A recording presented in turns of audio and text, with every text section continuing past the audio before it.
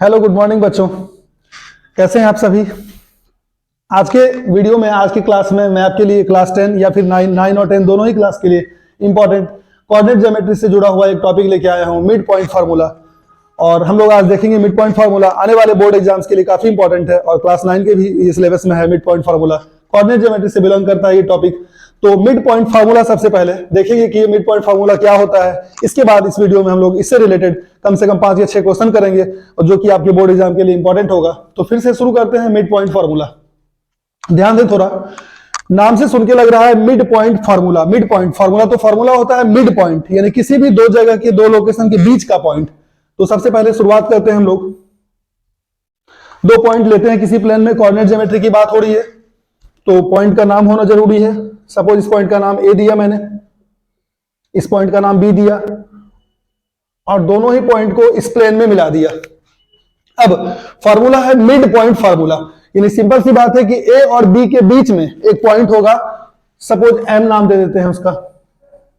तो इसका मतलब ये हुआ कि ये ए और बी के बिल्कुल बीच में है। इट मींस कि ये ऐसे जगह पे है, इसका मतलब है कि A M is equal to M B कह लें चाहे बी एम कह लें, यानी कि इस जगह से ए का डिस्टेंस और इस जगह से बी का डिस्टेंस दोनों ही इक्वल है। मार्क कर सकते हैं हम लोग ऐसे। अब आप कोऑर्डिनेट ज्योमेट्री पढ़ रहे हैं तो निश्चित रूप से पॉइंट ए का कोऑर्डिनेट आपको दिया हुआ होगा, सपोज x1 y1, और दूसरा जो पॉइंट है बी, इसका कोऑर्डिनेट दिया हुआ होगा x2 y2। पहले भी मैंने कोऑर्डिनेट ज्योमेट्री से रिलेटेड किसी वीडियो में बताया है। ये जो है वो ए का पॉइंट है, इसको हम लोग एबेसिसा और इसको ऑर्डिनेट कहते हैं। दोनों मिला के कोऑर्डिनेट बनाता है, कोऑर्डिनेट कहलाता है। बी के भी पॉइंट में दो वैल्यू है, आगे वाले को हम लोग एबेसिसा कहते हैं, यानी कि जो एक्स एक्सिस पे है उसको हम लोग एबेसिसा कहते हैं और जो वाई एक्सिस पे है उसको हम लोग ऑर्डिनेट कहते हैं और दोनों को कंबाइंडली एक साथ हम लोग कोऑर्डिनेट कहते हैं। तो खैर यहां पर हम लोग जो देखेंगे कि मिड पॉइंट क्या होता है, तो आपको क्वेश्चन आएगा कि दो पॉइंट दिया हुआ है, उसका मिड पॉइंट निकालिए। सबसे पहले एक सिंपल फार्मूला, तो यहां पर हम लोगों को m कैलकुलेट करना है। तो हम लोग यहां पर क्या करेंगे, a और b के बीच का मिड पॉइंट यानी कि m कैलकुलेट कर रहे हैं। तो m का जो दो वैल्यू आएगा वो आएगा x1 प्लस y1,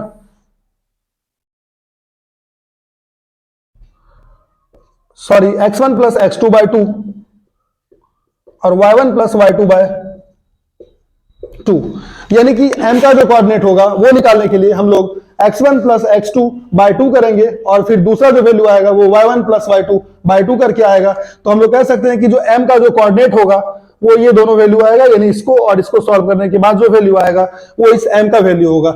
अब इसी कंसेप्ट पे हम लोग 4-5 क्वेश्चन देखेंगे जो बोर्ड्स में आए हुए भी हैं और आने वाले बोर्ड के लिए इंपॉर्टेंट भी हैं। तो इस कंसेप्ट पे हम लोग बेसिक्स कंसेप्ट पे हम लोग क्वेश्चन देखेंगे और आगे देखते हैं क्वेश्चन कैसे आते हैं। तो मिड पॉइंट थ्योरम के कंसेप्ट पे एक सबसे पहले बहुत ही सिंपल सा एग्जांपल प्रॉब्लम मैंने लिया है। सिंपल सा इसलिए लिया है कि सबसे पहले आपको लगे कि हाँ मिड पॉइंट के बेसिस पे हम लोग मिड पॉइंट फार्मूला या फिर थ्योरम के बेसिस पे हम लोग कैसे निकालते हैं मिड पॉइंट। इसके बाद आने वाले बोर्ड्स के क्वेश्चन के लिए या फिर बोर्ड्स में आए हुए क्वेश्चन को मैं सॉल्व करके दिखाऊंगा। तो सबसे पहले एक आसान सा जो है एग्जाम्पल प्रॉब्लम लेके देखते हैं कि ए एक पॉइंट है और उसके कोऑर्डिनेट है -5 और 4 और बी एक पॉइंट है, उसके कोऑर्डिनेट्स हैं 7 और -8। तो इसको देखते हुए आप इस क्वेश्चन का मीनिंग समझ सकते हैं कि ए के जगह का वैल्यू ये है, यानी कि ए का कोऑर्डिनेट है और ये बी का कोऑर्डिनेट है।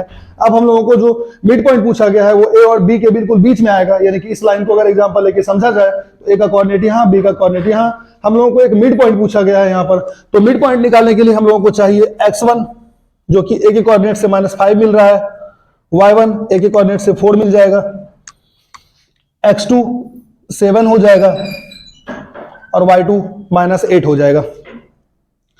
मिड पॉइंट निकालने के लिए कहा गया है तो मिड पॉइंट का formula x1 plus x2 by 2 और y1 प्लस y2 बाय 2। तो x1 -5 है और x2 जो है वो 7 है बाय 2 और y1 प्लस y2 यानी कि 4 और प्लस y2 का वैल्यू -8 है। तो इसको थोड़ी देर के लिए ब्रैकेट में लिख लेंगे और नीचे 2, फिर -5 प्लस 7 यानी कि 2 बाय 2 और 4 प्लस -8 यानी कि 4 -8 तो -4 बाई टू। तो ये 2/2 कैंसिल होकर 1 हो जाएगा और -4/2 कैंसिल होकर -2 हो जाएगा। तो हम लोग कह सकते हैं कि पॉइंट ए यानी कि -5 और 4 और बी 7 और -8 का जो मिड पॉइंट है वो m 1 और -2 है।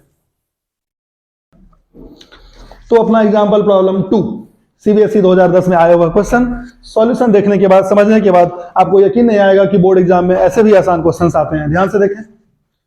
If 2p is the midpoint of a 6 - 5 and b -2 11, find the value of p। यानी कि आपको यहां पर दो पॉइंट्स पहले तो दिए हुए हैं, a और b। a का वैल्यू 6 - 5, वैल्यू कहें कोऑर्डिनेट कहें बात एक ही है, b का कोऑर्डिनेट -2 और 11। अब यहां पर अभी तक हम लोग इसका मिड पॉइंट निकालते आए थे, पर यहां पर एक मिड पॉइंट दिया हुआ है, ए और बी स्ट्रेट लाइन है, इसका मिड पॉइंट दिया हुआ है 2 और p। हम लोगों से p का वैल्यू निकालने के लिए कहा गया है। तो आप इसको कुछ ना करें, बस m आप कैसे कैलकुलेट करते, तो x1 + x2 डिवाइडेड बाय 2, या फिर एक और तरीका है, मिड पॉइंट जो दिया हुआ है 2 और p उसको लिख लें और फिर इधर लिख लें कि आप ये मिड पॉइंट अपने से कैसे कैलकुलेट करते अगर ये मिड पॉइंट आपको नहीं दिया हुआ होता तो x1 यानी कि इसका 6 है प्लस x2 यानी कि -2 है डिवाइडेड बाय 2। दूसरा कैसे निकलता, y1 यानी कि -5, y2 यानी कि 11 डिवाइडेड बाय 2। फिर से इसको वैसे ही लिख लेंगे और 6 + -2 यानी कि 4 डिवाइडेड बाय 2 यानी कि 2, -5 + 11 यानी कि 6 डिवाइडेड बाय 2 यानी कि 3। अब आप जब इससे इसको कंपेयर करेंगे तो आप देखेंगे कि इस पॉइंट का जो दिया हुआ था मिड पॉइंट, उसका अबेसिसा यानी कि x एक्सिस का वैल्यू 2 और 2 इक्वल है। तो निश्चित रूप से जो इसका ऑर्डिनेट है यानी कि p है वो इसके ऑर्डिनेट के इक्वल होगा। आप देख सकते हैं बीच में इक्वल टू का भी ये लगा हुआ है।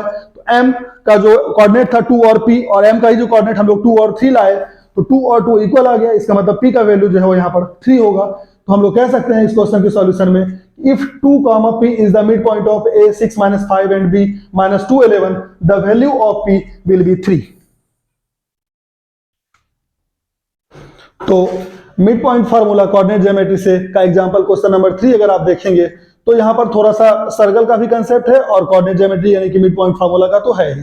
अगर आप सर्कल के बिल्कुल बेसिक सा कंसेप्ट जो क्लास 6 में शुरू होता है अगर वो भी जानते हैं और ये मिड पॉइंट फार्मूला अगर आप समझ सके हैं तो आपके लिए क्वेश्चन सॉल्व करना बहुत आसान है।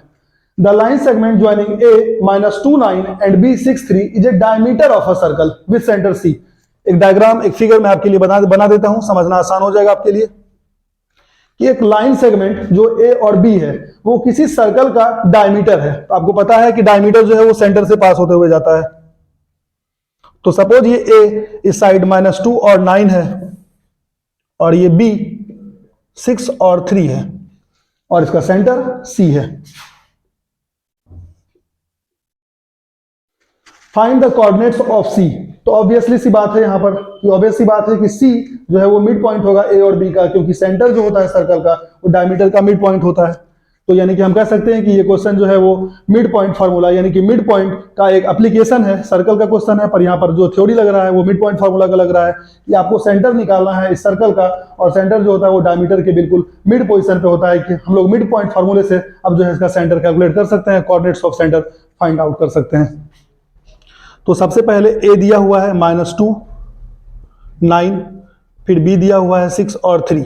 इससे हम लोग x1 लिख लेंगे -2, y1 लिख लेंगे 9, x2 लिख लेंगे 6 और y2 लिख लेंगे 3। c जो कि मिड पॉइंट पे आएगा, क्यों आएगा मैंने एक्सप्लेन कर दिया है, क्योंकि वो सेंटर है सर्कल का और डायमीटर वाले स्ट्रेट लाइन पे है तो वो बिल्कुल बीच में आएगा यानी कि मिड पॉइंट होगा। तो c कैलकुलेट करने के लिए हम लोग फिर से x1 + x2 डिवाइडेड बाय 2 और y1 + y2 डिवाइडेड बाय 2 कर लेंगे। तो इस हिसाब से x1 + x2 यानी कि -2 + 6 डिवाइडेड बाय 2 और 9 + 3 divided by 2।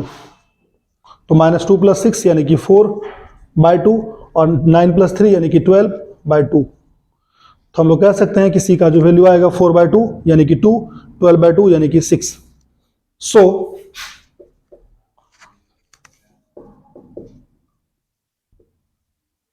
Coordinates of C is, जो आपका सी का वैल्यू आया यानी कि जो सी का कोऑर्डिनेट आया वो 2 और 6 है। तो ये मिड पॉइंट थ्योरम का क्वेश्चन जो कि सर्कल की कंसेप्ट पे है, इस पे है, लेकिन जो मिड पॉइंट का फार्मूला है उसी से सॉल्व होगा। तो इस तरह से इस सर्कल का जो coordinate of centre of coordinate होगा वो 2 और 6 होगा। तो ये था अपना मिड पॉइंट फार्मूला, उसके कंसेप्ट और उसकी एप्लीकेशन पे मैंने 3 क्वेश्चंस आपको बताए हैं। अपने बुक के और भी क्वेश्चंस को आप सॉल्व करें। कंसेप्ट बिल्कुल सिंपल है कि मिड पॉइंट निकालने के लिए आपको जो दोनों ही पॉइंट का x1 और y1 है, x2 और y2 दिया हुआ रहता है, x1 + x2 divided by 2, y1 + y2 divided by 2। उस कंसेप्ट पे कभी कभी आपको दोनों ही जो कोऑर्डिनेट्स हैं उसमें से किसी का एक वैल्यू वेरिएबल बना दिया जाएगा, तो फिर मिड पॉइंट दे दिया जाएगा। यानी कि इस कंसेप्ट पे आप जो है मिड पॉइंट फार्मूले के इस कंसेप्ट से अपने क्लास 9 और 10 के जो क्वेश्चन है इस एप्लीकेशन पे उसको आप सॉल्व कर सकते हैं। अगर कोई डाउट रह जाता है तो हमारे कमेंट सेक्शन में आके अपने क्वेश्चन को छोड़ें, उसका सॉल्यूशन आपको अगले वीडियो में दिया जाएगा। और अगर ये आपको ये चैप्टर अगर समझ में आ रहा है तो फिर चैनल को सब्सक्राइब भी करें, वीडियो को लाइक करें। Thank you.